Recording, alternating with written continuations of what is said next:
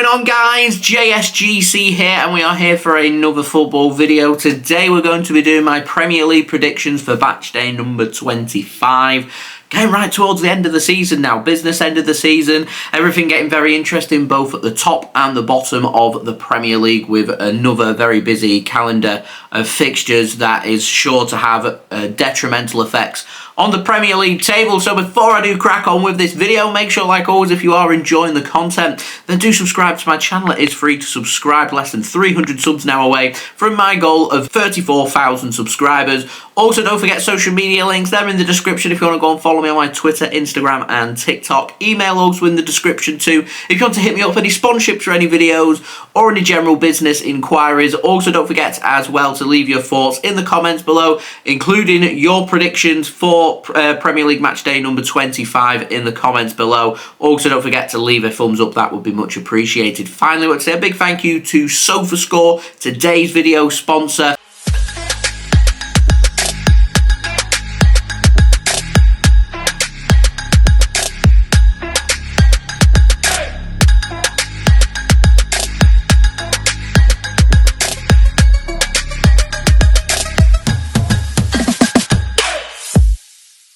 They're going to be providing for all of my live watch-alongs for the rest of the season, and also my Premier League prediction video sponsor, so thank you very much to them for that. That is much appreciated. They're going to keep you up to date every single step of the way with all the latest Premier League scores and other divisions as well. They've got all the latest statistics and analysis for you guys to enjoy. It's a very highly rated app. I would fully recommend it. It's free to download. All you need to do, press the link in the description to download, or just use the QR code on screen to download. That would be much appreciated. So we're going to crack on with today's video. We're going to speak about Premier League match day number 24 very briefly. Back from last weekend, so Manchester City took on Everton. I had that down as a 3-0 City win. Finished 2-0 to Manchester City, put some pressure onto Liverpool and to Arsenal as well. We went into the 3 PM kickoffs. They had a 3-1 win for Fulham. Spot on, get that one correct, so that's fantastic. Liverpool had a 3-0 victory. Burnley managed to grab a goal and put up a really good performance,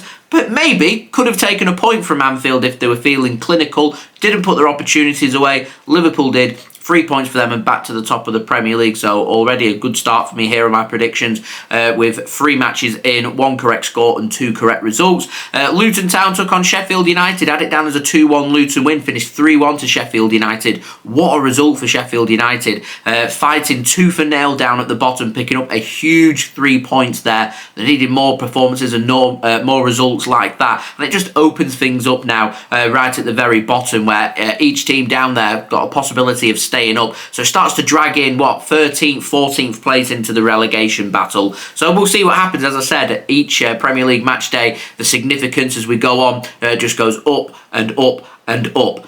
Spurs Brighton, had that down as a 2-1 Spurs win, another correct score there for me. Wolves against Brentford, had that down as a 2-1 Wolves win, really good win that for Brentford away from home by 2-0. And finally in the evening kickoff last Saturday, you had Nottingham Forest taking on Newcastle United. I had that down as a 2-1 win for Newcastle, finishing 3-2, which again another correct result there for me. On to Sunday's games, I had a 2-1 win for Arsenal. Arsenal did win that game in what was very much the result of the weekend. Absolutely annihilated and battering West Ham, making short work of them, winning by 6-0. They've caught up Manchester City's goal difference at the top of the Premier League. They're now 1 goal difference behind Liverpool, and it very much is a 3-horse race. A couple of back-to-back massive results there for Arsenal have put them well in contention. Some more big games coming up over the next few weeks for them, so we'll see how they do get on. And then the final game on Sunday, you had Aston Villa taking on Manchester United. Had that down as a 2-1 Aston Villa win for them to get back to winning ways. And you do feel like Aston Villa's bubble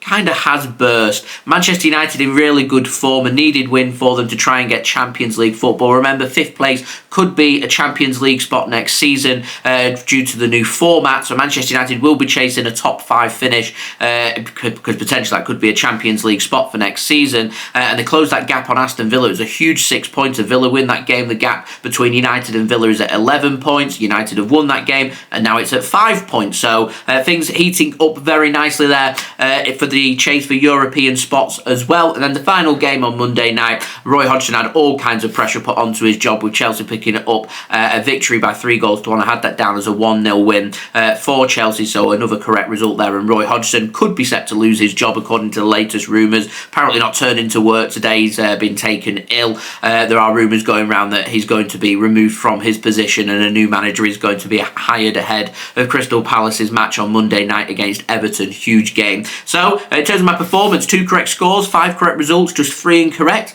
Best I've done yet. I'm giving myself a 5 out of 10. So, moving on to Premier League match day number 25. Saturday the 17th of February, early kickoff. You've got a game in West London, Brentford taking on Liverpool live on TNT Sports with a 12:30pm GMT kickoff time. I see nothing but Liverpool getting 3 points. I'm going for a 3-1 victory there for Liverpool, and I don't see Brentford troubling Liverpool too much. They might hold firm and try and defend Liverpool out. I think Liverpool is too strong, and I think they'll get the 3 points. And the same can be said for the 3pm kickoff, Burnley against Arsenal. I think Arsenal are too good. They've got the quality. The quality in the end will show. Burnley fighting for their lives down at the bottom of the Premier League. They'll put up a scrap. I think they'll score a goal. They'll try and make life difficult for Arsenal. I think they'll have too much about them, so I'm going for a 4-1 victory there for Arsenal, and a big 3 points for both Liverpool and Arsenal, and pressure being put onto Manchester City, who are playing in the evening kickoff on Saturday at home against Chelsea, which won't be easy. Elsewhere, you've got Fulham taking on Aston Villa at 3pm. I'm going for a 2-1 Fulham win there. Aston Villa, as I said, I think that bubble may have burst, so I'm going for a 2-1 win there for Fulham.